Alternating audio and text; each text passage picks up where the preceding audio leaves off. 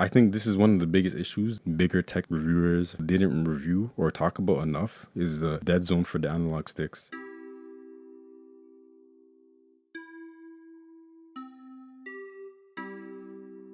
Alright, what's good everyone? In this video I'm going to be talking about the ROG Ally, some of the issues I've had with it, and also just my overall experience so far. The Ally is one of the most powerful handhelds on the market, especially when you consider the price range and what it can do. So far my experience has actually been a really positive one. I've enjoyed it a lot and I'm excited to use it more. However, with any Windows PC or gaming device, laptop or handheld, whatever it is, if you have Windows, there's going to be issues. So let's talk about that. The first issues in regards to Windows is just updating. So as soon as you get the ROG Ally, take it out the box, you're going to have to update.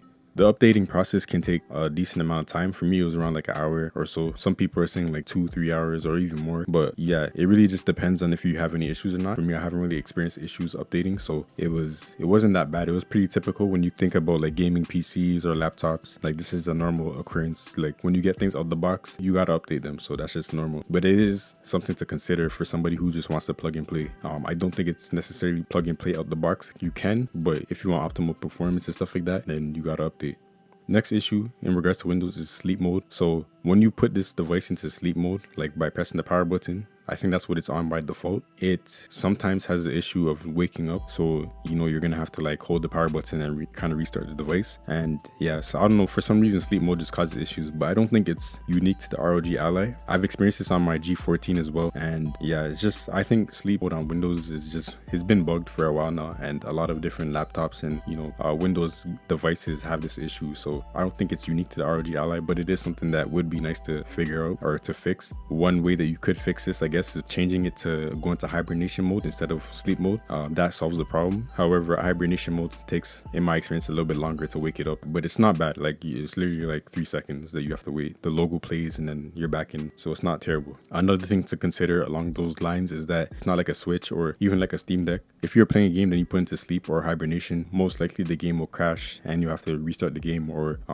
something will go wrong most likely a lot of times. So you can't just like pause the game and then go back to it necessarily if you're putting it in sleep and hibernation mode, because it's a Windows device and that's just something that Windows has trouble with. So yeah, it's not like the Switch or the Steam Deck or other gaming consoles where you can just resume games. So that's something to consider. Another issue with software is the controlling mapping. So with this device, it has its own built-in, software, the Armory Crate, and you can map your controls for any game through the Armory Crate. But if you're playing games on Steam has a built-in controller mapping system, Steam Input. If you're playing a console game on Steam, then you're fine. You're not going to run into any issues. Like let's say Sonic Generations, you're not going to have issues with that. You can open that up and play it as normal. It will read it as an Xbox controller. But if you're playing like a PC game, a mouse and keyboard type of game, Steam has Steam Input to like, convert mouse and keyboard into a controller. But the ROG Ally also has its own thing. So those two controller mapping things, they will clash in that scenario where it's a mouse and keyboard type of game. And then yeah, for me, I tried many different things to get MapleStory to work properly with the controls using the Steam Input, and I just couldn't get to work. And then eventually, in the back of my mind the whole time, I was thinking I should just set the controls in the Armory Crate, and eventually I just did that, and now I'm able to play MapleStory with no issues through using Armory Crate. And I disabled Steam Input for that game. Steam Input and the Armory Crate controller mapping will clash if you're using mouse and keyboard games, at least in my experience. So that's the issue that I had. I think for most games, you're best to just use the Armory Crate controller mapping thing so that you don't run into major issues. The Armory Crate software like overrides most other softwares. I think it has priority on the system. I think this is one of the biggest issues bigger tech reviewers didn't review or talk about enough is the dead zone for the analog sticks. On Reddit, there's a thread that's been tracking this issue, and low-key all the ROG allies that have been released and shipped have the dead zone issue, and some people might not realize it. Maybe that's not the case, but it seems like every ROG Ally will have this issue because it's been concluded that it's a software issue by Asus recently on a live stream. But the dead zone for the analog sticks is pretty bad. I'm going to show you on screen. This is me playing Halo Infinite. There's a lot of space in between you moving the analog stick and actually something happening on the game. The dead zone is just really big, even if you set it to 0. Some games you can customize the controls to like work around this, and you can even get used to this, I guess. But For highly competitive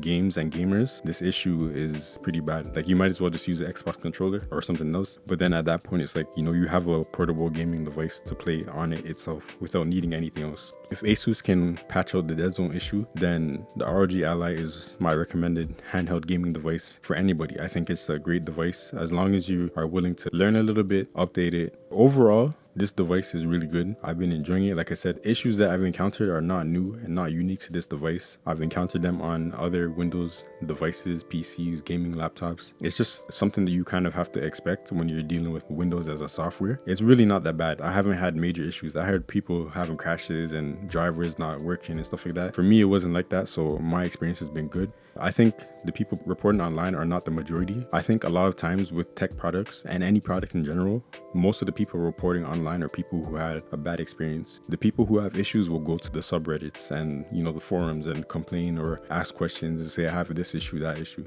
People who are enjoying their product, they're good, There is one exception. This is a kind of an enthusiast device. So a lot of the people who buy the ROG Ally are already on Reddit anyways and will post about their experience. So yes, it is concerning that there's a lot of people posting about these issues. However, I still think that the people with the extreme issues are not the majority. I think you're safe to buy this because Asus is committing to update it, to support it. They had their live stream, they're being transparent. So I think the ROG Ally is in a good place and you don't have to be concerned with buying it. And if you buy from Best Buy, you have warranty. So you can always return it, exchange, etc. So overall, it's a good device. It requires a little bit of tinkering, but you can have fun with it and it will perform well. Better than like 90% of the handhelds on the market. That is it for now. We will have more videos on this device in the future. Stay tuned, subscribe if you enjoyed this, and let me know your thoughts and opinions in the comment section below. But yeah, we out. Peace.